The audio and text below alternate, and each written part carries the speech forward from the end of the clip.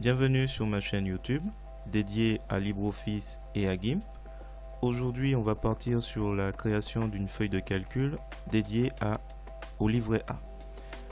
L'idée, c'est de vous montrer la création de cette feuille de calcul au fur et à mesure, et notamment les fonctions recherche V, index et choisir.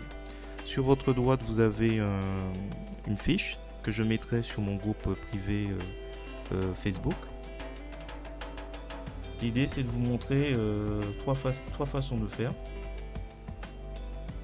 Chaque fonction a ses inconvénients, ses avantages. On va commencer par la première, donc recherche V. L'idée, c'est que une personne puisse saisir une date, voilà, dans la colonne B, et que en fonction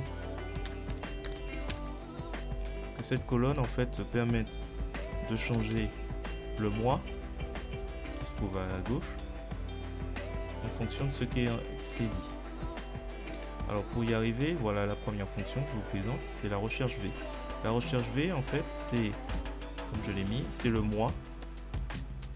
Donc là, c'est le mois qu'on va récupérer sur B11, donc qui donne, dans ce cas ici, 4. Et qui va chercher en H1223, donc c'est ici. Ça a bougé depuis. Donc c'est la colonne où j'ai mis un numéro et que j'ai associé au mois. Et donc en fait, il va chercher ce qui est associé, donc là dans notre cas au 4, le mois d'avril. Après vous avez un index de colonne, donc là c'est l'index 1, l'index 2, et ensuite vous mettez 0 qui correspond au fait que la première correspondance exacte est trouvée.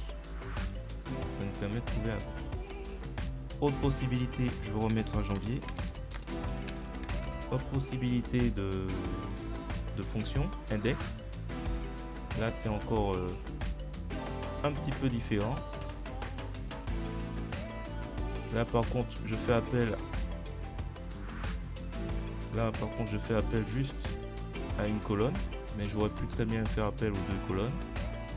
Et ensuite après j'utilise la fonction mois, toujours dans la même idée, puisque mois est dans le bon ordre.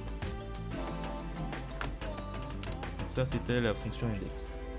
Assez simple. Donc il y a juste à sélectionner les éléments de plage, de table, et indiquer la ligne. Donc là j'utilise le mois. Dernier élément, la fonction choisir, qui est un peu plus limitée, parce qu'on peut mettre que 30 événements. Là par contre, pas de tableau, je mets simplement tous les mois entre guillemets séparés par un point virgule jusqu'au mois de décembre, et le premier paramètre qu'on rentre, c'est index. Donc là par contre, mois B13, donc là c'est le mois de mars. Dans les prochaines vidéos, je vous montrerai comment on utilise, on fait en sorte que le taux d'intérêt s'ajuste par rapport par exemple là si je le modifie, voilà. J'espère que cette vidéo vous a plu. Je vous remercie de me mettre un pouce vers le haut et un commentaire, et de vous abonner si vous n'êtes pas déjà abonné. Et je vous dis à bientôt pour la suite.